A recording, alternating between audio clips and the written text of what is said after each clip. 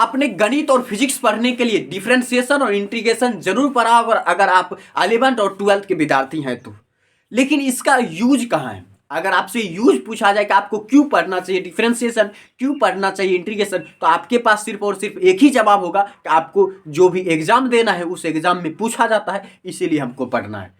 लेकिन इसका दूसरा भी विकल्प है, दूसरा भी जरूरत है कि डिफरेंशिएशन और इंटीग्रेशन सिर्फ हम इसलिए नहीं पढ़ते हैं कि हमको सिर्फ परीक्षा में पूछा जाता है, बल्कि इसका जो रियल लाइफ में भी यूज है। डिफरेंशिएशन और इंटीग्रेशन का रियल लाइफ में भी यूज है। चलिए हम उसी समस्या को जानते हैं, किस समस्या में हम अवकलन और समाकलन का उपयोग करते हैं रियल लाइफ में। और ये थोड़ा एग्जाम से हटके है, क्योंकि हमें यह भी जानना जरूरी होता है कि हम जो पढ़ रहे हैं वो किस समस्या से रिलेटेड है, उसका आविष्कार क्यों हुआ, उसका खोज क्यों हुआ।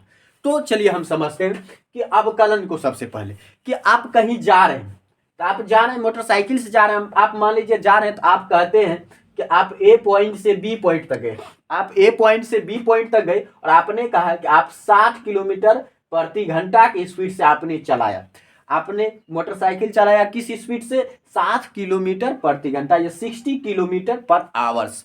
आपने 60 किलोमीटर प्रति घंटा के हिसाब से जो है मोटरसाइकिल चलाया। लेकिन आपसे अगर ये पूछा जाए कि आपने क्या प्रति सेकंड इसी स्पीड में था, आपने प्रति सेकंड, मान लीजिए कि यहां से यहां आने में आपको 1 घंटा लगा, यानी आपको जो 3600 सेकंड लगा। कितना लगा? 3600 सेकंड। 3600 सेकंड लगा आपको कितना किलोमीटर जाने में? 60 किलोमीटर जाने में। तो अगर आपसे ये पूछा जाए कि 1 सेकंड पर और 2 सेकंड पर, मान लीजिए 1 second, 2 second, 3 second, 4 second, 5 second, आपसे अगर ये पूछा जाए क्या आप 1 सेकंड पे अगर 60 किलोमीटर प्रति घंटा थे, क्या 2 सेकंड पर भी आप 60 किलोमीटर प्रति घंटा ही थे? क्या 3 सेकंड पर भी आपका चाल इतना ही था? क्या 4 सेकंड पर भी आपका चाल उतना ही था? क्या 5 सेकंड पर भी आपका चाल उतना ही था 60 किलोमीटर प्रति घंटा? तो आप कभी इसका बराबर उत्तर नहीं दे पाएंगे कि आप हमेशा 60 किलोमीटर प्रति घंटा आ रहे थे। आप ये जो आपने जो ये बतलाया आप 60 किलोमीटर प्रति घंटा के हिसाब से चल रहे थे, ये लगभग में मान है, ये औसत मान है। ये क्या है? औसत मान। तो जब हम गति का औसत मान बतलाते हैं तो वो चाल बन जाता है। वो क्या होता है? चाल। याद रखिएगा, चाल क्या है? गति का औसत मान है। क्योंकि हर एक जगह, हर एक परिस्थिति में जो प्रति क्षण गति की अवस्था थोड़ा ना थोड़ा चेंज होते ही रहती है। वो कैसे समझते हैं? आप मोटरसाइकिल एकदम सीधा नहीं चला सकते। आप जब भी रास्ते पे जाएंगे तो थोड़ा हल्का टेढ़ा मेढ़ा जो है इस तरह से जो है साइकिल, मोटरसाइकिल या कोई भी कार जो इस तरह से ही होती है। कोई भी चीज एकदम सीधी नहीं जा सकती, ऐसी पॉसिबल नहीं है, समझे? तो इसीलिए आप जब भी मोटरसाइकिल जा रहे हैं तो आप थोड़ा ना थोड़ा हल्का जरूर होंगे। तो टेढ़ा हो रहा है तो टेढ़ा होगा तो त्वरण जरूर उत्पन्न होगा, त्वरण उत्पन्न होगा तो चाल या तो घटेगा या तो बढ़ेगा। तो अगर आप यहाँ पे 60 किलोमीटर थे, यहाँ पर मान लीजिए 60 थे, तो थोड़ा सा आप टेढ़ा हो गए तो थोड़ा ना थोड़ा चाल घटा होगा। थोड़ा भी घटा, मान लीजिए 59.5 हो गया, तो देखिए थोड़ा ना थोड़ा घटा। ये देखिए 59.5 हो गया। मान लीजिए यहाँ पे आप 59.9 ही थे, आप यहाँ पर 60 नहीं हो पाए, लेकिन फिर भी जो है आपको गाड़ी में कितना दिख रहा है? 60। क्योंकि गाड़ी में जो है 10 के सुई के हिसाब से, 10 के सुई से 10 किलोमीटर, 20 किलोमीटर, 30 किलोमीटर, 40 किलोमीटर, इस तरह से जो है आपके जो गाड़ी में रहता है। इसीलिए आपको इतना जो छोटा मान जो परिवर्तन, चाल के इतना छोटा मान जो परिवर्तन आया है, ये आपको पता नहीं चलता है, ये आपको पता नहीं चलता है। तो इसीलिए तो आप जो भी चाल बतलाते हैं वो लगभग में बतलाते हैं, आप पूरा मान नहीं बतलाते हैं कि आप 60 किलोमीटर प्रति घंटा चले तो हर एक सेकंड, हर एक मिनट जो है आप 60 किलोमीटर प्रति घंटा पर ही थे। ये संभव नहीं है, क्योंकि आपका हाथ जब भी चलेगा ये थोड़ा ना थोड़ा कंपन करेगा, थोड़ा ना थोड़ा मोटरसाइकिल जो इधर उधर होगी, इधर उधर होगी तो चाल भी इधर उधर होगी। तो इस तरह आपको ये याद रखने होंगे और ये समझना पड़ेगा। तो इसी जो परिवर्तन को दर्शाने के लिए देखिए छोटी मात्रा में परिवर्तन हो रहा है जो कि स्पष्ट रूप से दिखाई नहीं देती है।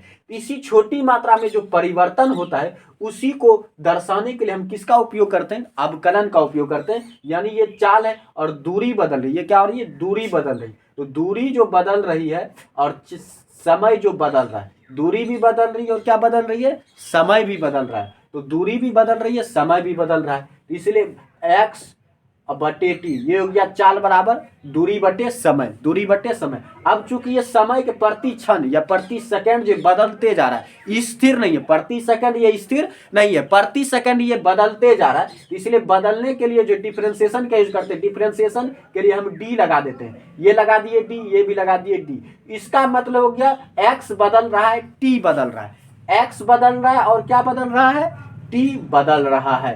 अब यही चाल जो है क्या बन जाएगा, वेग।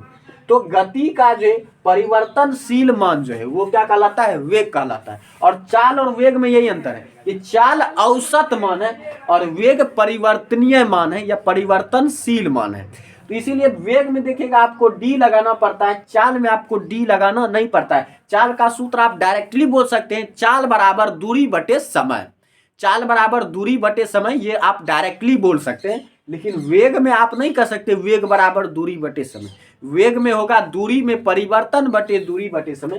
तो डी का मतलब ये होता है परिवर्तन, यानी ये जो बदलाव हो रहा है, चाल देखिए घट रहा है, कभी बढ़ रहा है, कभी तो ये घटेगा बढ़ेगा, तो ये चाल घटने बढ़ने में भी टाइम लगेगा, तो समय भी बदलेगा और दूरी भी बदलेगा। कि दूरी अगर हमने कहा 6 किलोमीटर हमने चला, यहाँ से 6 किलोमीटर, यहाँ ए से और मान लेते हैं बी तक का दूरी है 6 किलोमीटर, ए से बी तक का दूरी कितना है 6 किलोमीटर। तो क्या आपने 6 किलोमीटर चला सही में, तो 6 किलोमीटर आपने नहीं चला है, ये भी लगभग में अनुमान है कि आपने 6 किलोमीटर चला है। क्योंकि 6 किलोमीटर चलने के लिए ये तो सीधा दूरी है ना, ए से बी तक सीधा दूरी कितना है 6 किलोमीटर, आपने तो टेढ़ा गुच्चा चला और टेढ़ा गुच्चा में थोड़ा दूरी बढ़ेगा भी, जो कि आपको दिख नहीं रहा है, जो आपको अपनी आंखों से नहीं दिख रहा है। तो ये जो दूरी भी बदल रहा है, ऐसे जा रहा है तो इसका मोटरसाइकिल की तय दूरी भी क्या हो रही है, बदल रही है, मोटरसाइकिल में तय दूरी भी क्या हो रही है, बदल रही है, जो कि आपको दिख नहीं रहा। तो इसीलिए दूरी भी बदल रही है और दूरी बदलने से समय भी बदलेगा, तो इसीलिए ये क्या कहलाता है, वेग कहलाता है। तो परिवर्तनीय चीजों को दर्शाने के लिए या ताक्षणिक परिवर्तन, ऐसा बदलाव जो हमको दिखता नहीं है, ऐसे बदलाव को हम ताक्षणिक परिवर्तन कहते हैं, यानी जो तुरंत बदल जाता है।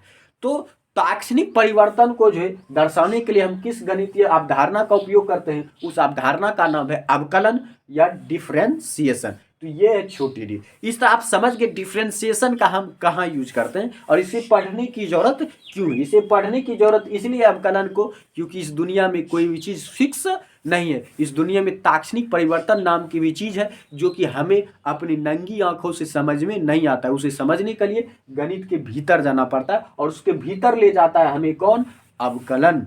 तो ये छोटा छोटा मान जो बदल रहा है, जो हमको पता नहीं चलता है, उसको समझने में मदद कौन करता है, अवकलन। तो इसीलिए हमको अवकलन पढ़ना पड़ता है। उसके बाद चलिए समझते हैं इंटीग्रेशन को, कि इंटीग्रेशन हमें पढ़ने की जरूरत क्यों है, क्यों पढ़े हम इंटीग्रेशन। क्योंकि आप जब सवाल बनाते होंगे तो बहुत सारा सूत्र आपको याद रखना पड़ता होगा, बहुत सारा आप जब सूत्र याद रखते होंगे तो दिमाग थोड़ा तो हो ही जाता है कि यार क्या क्या बना दिया बनाने वालों ने, खोज करने वाले वैज्ञानिकों ने। तो अब सिर दर्द तो मेरा कर रहा है, वो तो बना के चले गए, अब सिर दर्द तो मेरा कर रहा है।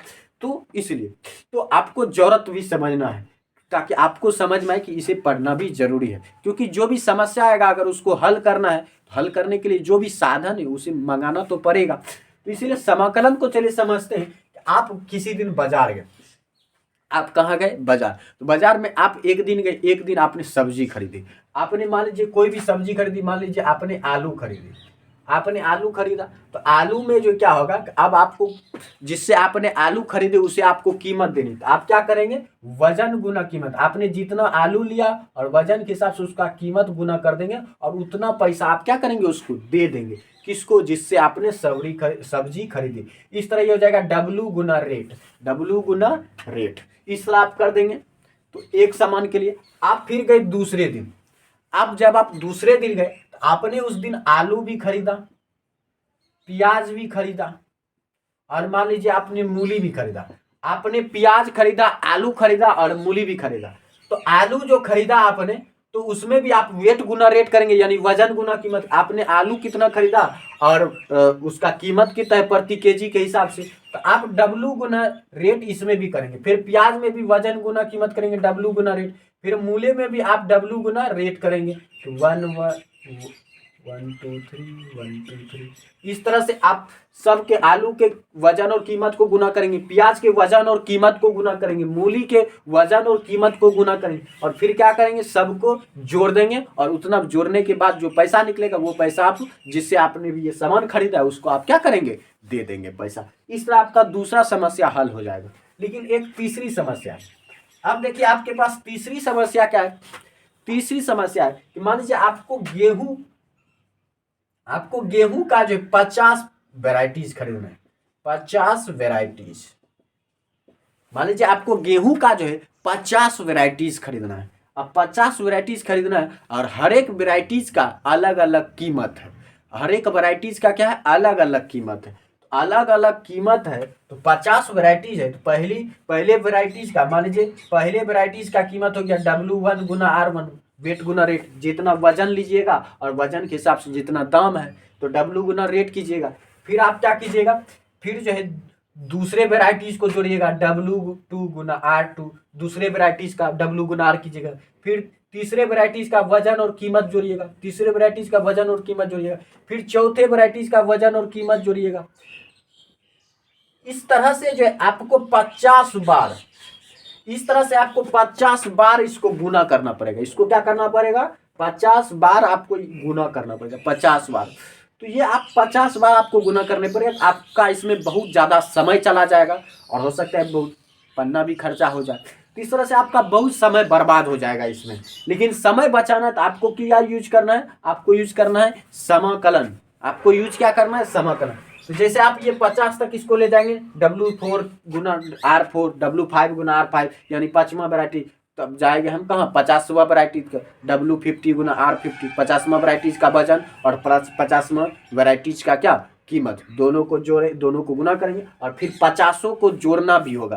तो इस तरह जो सबके वजन और कीमत को गुना करने के बाद सबको जोड़ना भी है। इस तरह से आपका बहुत मेहनत बेकार चला जाएगा। इसी काम को आसान करने के लिए हम क्या करेंगे, इसका कर देंगे समाकलन। सब में क्या है, वजन गुना कीमत। हम यहाँ लिख देंगे वजन गुना कीमत। इसको कितना वेराइटीज है, 50 वेराइटी। तो 50 वेराइटीज यानी अधिकतम कितना वेराइटीज है, 50 वेराइटी। और मान लीजिए कोई खराब हो गया, नहीं लेना है, तो शर्त नीचे लोवेस्ट में क्या है कि नहीं भी लेना है, तो यानी 0। यानी हम 0 से शुरू कर सकते हैं, इसको ले जाएंगे कहाँ तक, 50 तक।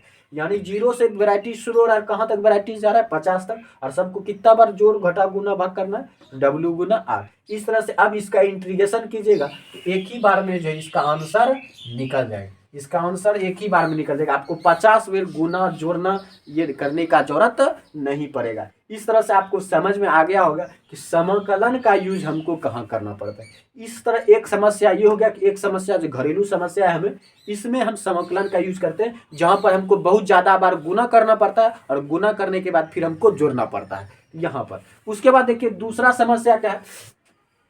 दूसरा समस्या में भी हम समाकलन का यूज करते हैं।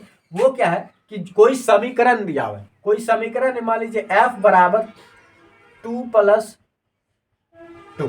एक समीकरण ये है, तो आप इसको डायरेक्ट जोड़ दीजिएगा, 2 + 2 क्या हो गया, 4। ये सिंपल सा आंसर निकल गया। लेकिन अगर आपको यहीं पे बोल दिया जाए f बराबर x² + 2, f बराबर x² + 2, तो ये तो फिक्स मान था, ये फिक्स बंदूक था। लेकिन ये आपके पास एक ऐसा बंदूक आपको दे दिया गया है जिसमें गोली भरते जाइए और जो है ये जो इससे जो है छर्रा निकलते जाएगा। इसमें गोली भरते जाइए, चलते जाएगा, ये कभी खत्म होने वाला नहीं। x बराबर 0 लीजिएगा तो वो भी मान निकलेगा, x बराबर 1 लीजिएगा वो भी मान निकलेगा, x बराबर 2 लीजिए, x बराबर 3 लीजिए, आप जितना मान ले सकते हो उतना मान ये निकालते जाएगा। ये कभी रुकने वाला ही नहीं है। और ऐसे चीज को कह दिया जाए कि आप 0 से शुरू कीजिए x का मान और 50 तक ले जाइए। x का मान कहाँ तक, 0 से शुरू कीजिए और 50 तक, यानी x 0 से x 50 तक के मान को बताइए कितना होगा सब मिलाकर। उस समय तो आपका दिमाग शॉक कर जाएगा। अब 0 से शुरू करना है, फिर 0 का मान निकालना है, फिर 1 का मान निकालना है, फिर 50 तक लेके जाना है, 50 तक इसका मान निकालने के बाद उसका मान को जोड़ना भी पड़ेगा। इस तरह से आपका जो आपके सामने समस्या आ जाएगा। इसको 0 से 50 यानी 50 में पहले इसका x बराबर करके मान निकालना है और फिर कुल मांग रहा है तो कुल मांगने के लिए सबको जोड़ना भी पड़ेगा। तो लेकिन इस समस्या का भी हल है, आप इसका इंटीग्रेशन कर दीजिए। f बराबर इंटीग्रेशन ऑफ f बराबर क्या हो जाएगा, इंटीग्रेशन ऑफ x² + 2। और कहाँ से शुरू हो रहा है, 0 से, और कहाँ तक जा रहा है, 50 तक। अब इसका सॉल्यूशन कीजिएगा तो आंसर निकल जाएगा एक ही बार में। आपको ज़्यादा 50 बार गुना जोड़ करने का कोई ज़रूरत नहीं है। इस तरह से इंटीग्रेशन का यूज आप करते हैं अपने लाइफ में। इस तरह से आपको अब समझ में आ गया होगा कि डिफ्रेंसिएशन का हम कहाँ यूज़ करते हैं और इंटीग्रेशन का हम यहाँ यूज़ करते हैं और इसे पढ़ने का ज़रूरत क्यों है।